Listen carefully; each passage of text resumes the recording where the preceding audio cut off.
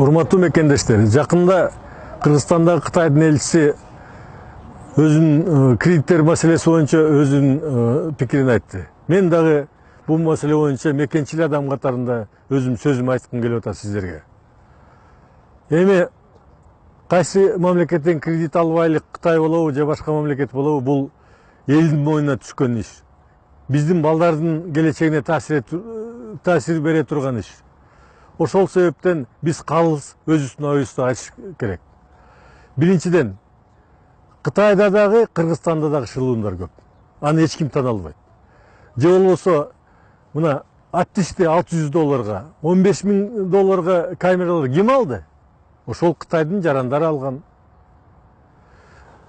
Ошолорго ким шарт түзүп берди? Биздин чиновниктер, өкмөттүн мүчөлөрү, ошол кезде иштеп аткан энергия холдингдин жетекчилери. Эмне үчүн булар жооп бериш керек? Жооп бериш керек элдин астында.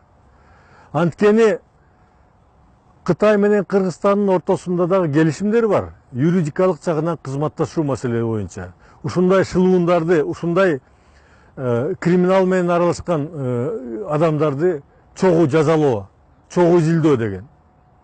ООНдун конвенциясы бар коррупция боюнча.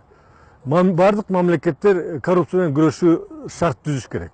Ошол себептен мен ойлойм, бардык Кытай тараптан дагы, Кыргыз тараптан дагы ТВАЙдын кызматкерлери, биздин чиновниктер жооп бериш керек. Эң акыры айтар кезим, бул жерде Кытай мамлекети, Кытайдын өкмөтү күнөөлүү эмес. Алар жакшы ниет менен бизге берди. Кыргыздар жол салсын, тестти оңдосун, деги эле турмушун оңолсун деген пикир мененчи. А биздин чиновниктер тилекке каршы башка нукка буруп кетти. Коррупция көбөйүп кетти. Ошол себептен бул маселелерди, кредит маселелерин жалпы коомчулук сөзсүз түрдө көзөмөлгө алыш керек.